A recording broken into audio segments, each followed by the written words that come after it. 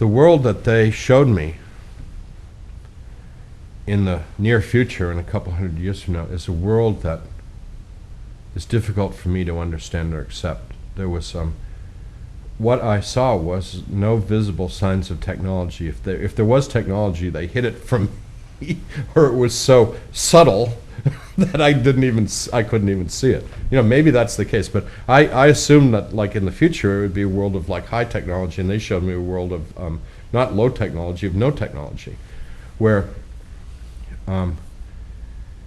people's relationship with God, with the creation, and with one another was so intense that human beings controlled the weather of the planet. Not just for the welfare of human beings, but for the welfare of the entire planet. Everybody in the world was telepathically connected to everybody else in the whole world. People raised food by simply, meditating or thinking about the food, and the food would just grow, and then they would pick it and eat it. I mean, it was, not instantaneous, but it just happened before your eyes. I mean, a cabbage would grow from a seed to a full-blown cabbage in a matter of a few minutes.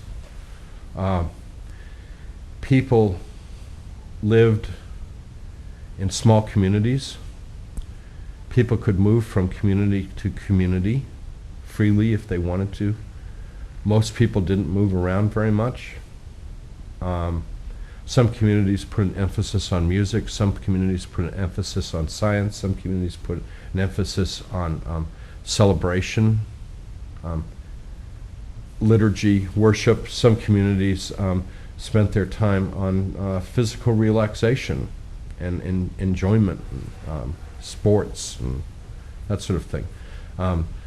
Some communities were very contemplative and did seemingly very little. Some communities were very active and sort of like were very much engaged with their environment, sort of what we would call gardeners, but they were literally environmental sculptors, making these very beautiful places with the vegetation and the geology around them. I mean, different communities had different emphasis, but they lived in total harmony with the flora and the fauna around them, in complete harmony with one another. And the main emphasis of every community was the individuals in the community, and most especially the children.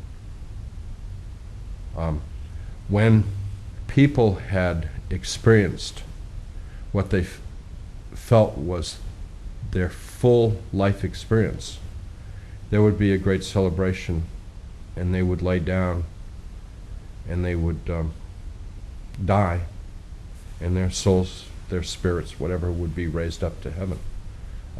Dying was not seen as a sad thing or grievous thing. It was a joyous time. It was celebrated as a birth. People ate simply, dressed simply.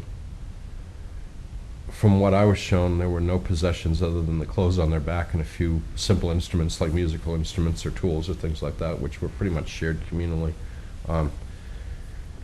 It was a world that's very difficult for me to make any sense of, because it's like, there was great happiness, there was very little suffering, there was no disease because people could, with laying on of hands, people could heal diseases immediately. The only real suffering that they showed me was sometimes people felt a sense of separateness, and the community would allow these people to feel that, but they would pray for that person. They would surround that person with love and bring that person back into the community. So it was possible for people to move a little bit away from the spirit of the community, but they were brought back into the community. No one was left. No one was ever lost for very long. But it was important sometimes for people to feel, to appreciate what they had. They needed to, lose a little bit of it once in a while. The Spirit of Christ lived in every heart, fully and completely. it's a world that is so completely unlike the world that we live in, that just how can we ever get there? But they assured me that this was the world that God envisioned for us, and it's not that far away.